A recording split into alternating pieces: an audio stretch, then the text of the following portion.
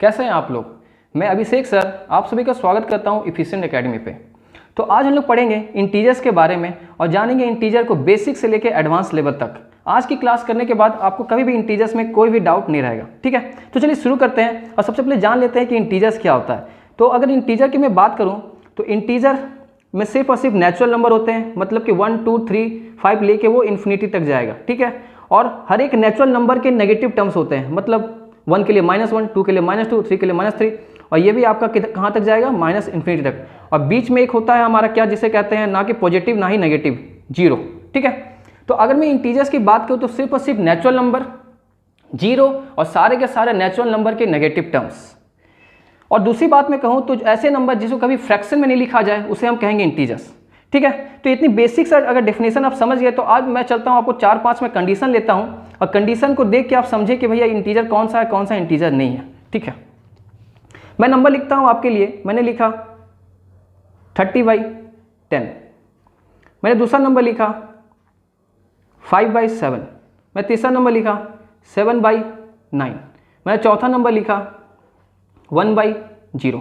अब हम समझते हैं कि इसमें से कौन सा इंटीजर है और कौन सा इंटीजर नहीं है। ठीक है, तो हमने बेसिक डेफिनेशन से हमने समझा कि इंटीजर में सिर्फ और सिर्फ नेचुरल नंबर, जीरो और सारे के सारे नेचुरल नंबर का नेगेटिव टर्म्स। मैं बोला कि वो फ्रैक्शन में कभी लिखा नहीं जा सकता है। तो मैं अगर बात करूं कि भाई 30/10 क्या है, तो आप बोलेंगे कि सर ये तो आपका फ्रैक्शन में है तो ये इंटीजर नहीं हो सकता है। लेकिन मैं बोलूँगा कि ये 30/10 क्या है, आपका इंटीजर है। भाई अब समझते हैं कि 30/10 इंटीजर क्यों है। एक्चुअल में 30/10 जो है हमारा वो सिंपलेस्ट फॉर्म में ही है। अगर मैं इसे लिखता हूँ सिंपलेस्ट फॉर्म में तो इसका मतलब क्या होता है, 3। और आपको पता है कि 3 एक इंटीजर होता है और 3 हमारा एक इंटीजर है। तो अगर 3 इंटीजर है तो मैं क्या बोलूँगा, 30/10 हमारा क्या है, इंटीजर है। ठीक है, तो अगर सबसे पहले मुझे सिंपलेस्ट फॉर्म में करके देखना जरूरी है। अगर मैं आगे बोलूँ 5/7 की बात करता हूँ तो ये पहले से सिंपलेस्ट फॉर्म में है और इसे फर्दर डिवाइड नहीं किया जा सकता है, तो इसका वैल्यू हमेशा पॉइंट में आएगा, तो हमारा ये इंटीजर नहीं है। अगर मैं 7/9 की बात करूं तो ये भी आपका इंटीजर ही है, क्योंकि ये वैल्यू हमेशा पॉइंट में निकल के आएगा। अगर मैं 1/0 की बात करता हूं तो 1/0 हमारा एक्चुअल में नॉट डिफाइंड है, दिस इज नॉट डिफाइंड। ये हमारा नंबर डिफाइंड ही नहीं है, दिस इज नॉट डिफाइंड। अरे बस समय तो मैं बोलूंगा कि ऐसा कोई नंबर एक्चुअल में एग्जिस्ट ही नहीं करता है। ये हमारा इंटीजर क्या, ये हमारा कोई नंबर ही नहीं है। ठीक है, क्योंकि 1/0 इज नॉट डिफाइंड। तो आगे चलते हैं, मैं कुछ और एग्जांपल लेता हूं और थोड़ा सी बात को आगे बढ़ाते हैं और थोड़ी सी बात को समझते हैं आगे चल के। अगर मैंने एक नंबर लिखा, मैंने नंबर लिखा √2, √3, √4 और √5। मैं आपसे पूछूं कि इसमें से कौन सा इंटीजर है और कौन सा इंटीजर नहीं है, तो बताइए, सोच के पॉज करिए और सोच के बताइए कौन सा है कौन नहीं है। आप कमेंट करके बता सकते हैं मुझे। ठीक है, तो चलिए अब देखते हैं, थोड़ा बात को समझते हैं। अगर मैं यहाँ पे बात करूँ कि कौन सा इंटीजर है कौन सा इंटीजर नहीं है, तो मैं बोलूँगा कि √2 एक्चुअल में इंटीजर नहीं है, √3 भी हमारा इंटीजर नहीं है, तो √4 क्यों इंटीजर है कि नहीं, तो मैं बोलूँगा √4 हमारा इंटीजर होगा और √5 हमारा फिर से इंटीजर नहीं है। थोड़ा सा बात को समझते हैं कि ऐसा क्यों, कोई रूट का वैल्यू इंटीजर है, कोई रूट का वैल्यू इंटीजर क्यों नहीं है। तो सिर्फ बात को समझते हैं। अगर आप फाइंड करेंगे, आप वैल्यू पता करेंगे कि √2 का कितना होता है, तो √2 का आपको पॉइंट पता चलेगा कि वैल्यू होता है पॉइंट में 1.41। और आपको मैंने थोड़ी देर पहले ही बोला था कि भाई इंटीजर में ना ही फ्रैक्शन होता है और ना ही डेसिमल वैल्यू होते हैं। तो ये √2 एक्चुअल में डेसिमल वैल्यू है, तो √2 हमारा कभी भी इंटीजर नहीं होगा। √3 की भी वैल्यू की मैं बात करूँ, अगर मैं √3 की बात करता हूँ तो √3 भी हमारा 1.73 समथिंग आता है। ठीक है, ये हम नॉन टेंटिंग नंबर है तो ये आगे तक जाता रहेगा, तो ये हमारा इंटीजर नहीं है। लेकिन अगर मैं √4 की बात करूँ तो √4 का वैल्यू एक्चुअल में 2 होता है, क्योंकि 4 हमारा परफेक्ट स्क्वायर है और जब परफेक्ट स्क्वायर नंबर रूट के अंदर हो तो एक परफेक्ट नंबर निकल के आता है। तो आपको पता है कि 2 हमारा एक इंटीजर है, 2 हमारा अगर इंटीजर है तो √4 भी हमारा इंटीजर होगा। ठीक है, तो √4 यहाँ पे इंटीजर है। उसी तरह मैं बात करूँ √5 की, तो √5 भी इंटीजर नहीं होगा, क्योंकि √5 का वैल्यू भी पॉइंट में आएगा, ये 5 हमारा परफेक्ट स्क्वायर नहीं है। उसी तरह मैं देखूँ तो मैं बोलूँगा कि रूट अगर 9 है तो √9 का वैल्यू कितना निकल के आएगा, 3, तो 3 भी हमारा इंटीजर होगा। √16 की मैं वैल्यू बोलूँ तो √16 भी निकल के आएगा, 4, ये भी हमारा इंटीजर होगा।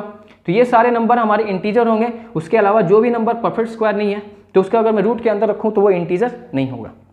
ठीक है, चलिए इसके आगे और कुछ कंडीशन को देखते हैं और बात को समझते हैं। मैंने उसी तरह ले लिया क्या, मैं ले लिया कि 2 के अंदर क्यूब रूट। ठीक है, 2 का क्यूब रूट, मैं ले लिया 5 का क्यूब रूट, मैं ले लिया 8 का क्यूब रूट, मैं ले लिया 9 का क्यूब रूट।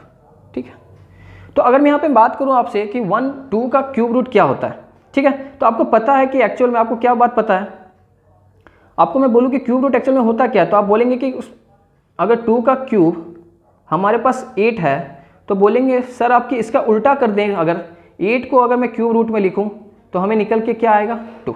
अरे बस हमें तो एक्चुअली जो भी परफेक्ट क्यूब होते हैं, जो भी परफेक्ट क्यूब होते हैं उसका क्यूब रूट हमेशा परफेक्ट नंबर निकल के आता है। जैसे मैं बोलूँ 1 का क्यूब 1, 2 का क्यूब 8, 3 का क्यूब 27, तो अगर ये सारे वैल्यू को मैं क्यूब रूट लगा दूँ तो वापस से मुझे 2 मिल जाएगा। इसमें 27 क्यूब रूट लगा दूँ तो वापस से मुझे 3 मिल जाएगा।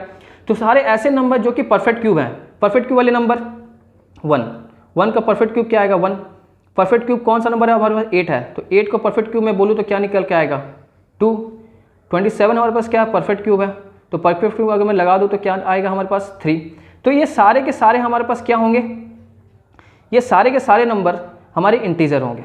ठीक है, तो ये सारे के सारे नंबर हमारे पास इंटीजर है। ये नंबर मैं बोलूँ तो इंटीजर है, ये नंबर इंटीजर है, ये नंबर हमारे पास इंटीजर है। उसके अलावा कोई भी नंबर इंटीजर नहीं होगा। तो मैं बोलूँ 3√2 इंटीजर है क्या, तो आप बोलेंगे नहीं, क्योंकि 2 हमारा परफेक्ट क्यूब नहीं है, तो उसको मैं परफेक्ट क्यूब रूट करता हूँ तो वो भी हमारा नॉर्मल नंबर निकल के नहीं आएगा। 5√8 भी हमारा इंटीजर नहीं है, लेकिन ये क्यूब रूट 3 8 हमारा इंटीजर है, क्योंकि इसका वैल्यू एक्चुअल में क्या होता है 2 होता है। 2 आपको पता है कि इंटीजर है, तो ये भी वैल्यू इंटीजर होगा। और मैं इसकी बात करूँ तो ये भी आपका इंटीजर नहीं है। ठीक है, चलिए थोड़ा सा डेसिमल वाले पॉइंट को समझते हैं, थोड़ा सा डेसिमल को सोचते हैं। अगर मैं बोलूँ कि 2 नंबर मैंने ले लिया आपके लिए, मैंने नंबर लिया 6.2 और दूसरा नंबर लिया मैंने 7.4, एक और नंबर ले लिया मैंने 7.0। ये तीनों में पूछूं कि कौन इंटीजर कौन नहीं, तो आप बोलेंगे कि ये फ्रैक्शन है, ये पहला वाला नंबर जो हमारा डेसिमल है तो ये इंटीजर नहीं होगा, क्योंकि डेसिमल सारे नंबर इंटीजर के अंदर नहीं आते हैं। 7.4 भी इंटीजर नहीं है, लेकिन 7.0 इंटीजर होगा। एक्चुअल में 7.0 इंटीजर, क्योंकि 7.0 एक्चुअल में 7 होता है, पॉइंट के बाद 0 का कोई मतलब नहीं होता है। ठीक है, तो बोलने के लिए 7.0 हम बोल सकते हैं, लेकिन एक्चुअली इसका मतलब 7 है, तो 7 हमारा इंटीजर है। ठीक है, अरे बातें तो इतने सारे एग्जाम्पल के बाद आपको समझ में आ गया कि एक्चुअली इंटीजर क्या होता है क्या नहीं होता है। थोड़ा सा हम रिकॉल करते हैं और आज के क्लास को ऑफ करते हैं। थोड़ा सा बात को हम लोग समझ जाते हैं, फिर से रिकॉल करते हैं। तो मैंने सिर्फ इतना बोला कि इंटीजर क्या आता है। इंटीजर में सिर्फ और सिर्फ 1 2 3 4 5 सारे के नेचुरल नंबर आएंगे, कोई भी फ्रैक्शन और पॉइंट वाला वैल्यू नहीं आएगा इसके अंदर।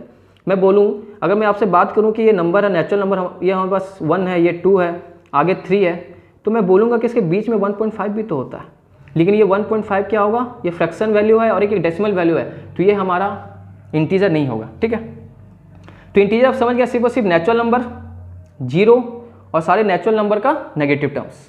ठीक है, एक बार रिकॉल करते हैं जल्दी से।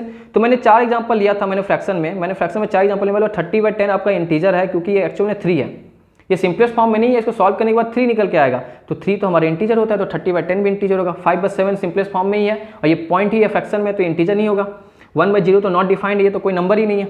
अगर मैं यहाँ पे आपसे बात करूँ कि भाई 0/1 क्या होगा, तो आप बोलेंगे 0/1 तो एक्चुअल में 0 होता है, तो ये हमारा इंटीजर होगा। ठीक है, आगे मैंने रूट की एग्जांपल लिया था, मैंने रूट का एग्जांपल लिया, मैं बोला कि √2 √3, मैं बोला √2 नहीं होगा, √3 नहीं होगा, √4 क्यों होगा, तो रूट वाले टर्म भी हो सकते हैं इंटीजर। अगर √9 है, √16 है, तो ये सारे के सारे इंटीजर होंगे, क्योंकि ये परफेक्ट नंबर है, परफेक्ट स्क्वायर है। ठीक है, इसके आगे मैं बात करूँ आपसे, तो मैंने आपको क्यूब के नंबर को दिखाया, मैंने दिखाया कि जो क्यूब परफेक्ट क्यूब होता है वो एक्चुअल में सॉल्व होने के बाद एक नॉर्मल सा नंबर निकल के आता है। तो क्यूब √8 की मैं बात करूँ तो ये 2 होता है, तो आप बोलेंगे कि ये भी आपका इंटीजर है। मैंने लास्ट में फ्रैक्शन को देखा तो 6.2 इंटीजर नहीं है, क्योंकि डेसिमल फॉर्मेट में 7.4 में इंटीजर नहीं है, लेकिन 7.07 होता है, तो ये आपका इंटीजर है। ठीक है, तो अब मैं मिलता हूँ आपको कुछ नए सब्जेक्ट के साथ, नए लेक्चर के साथ। तब तक के लिए बाय बाय, टाटा।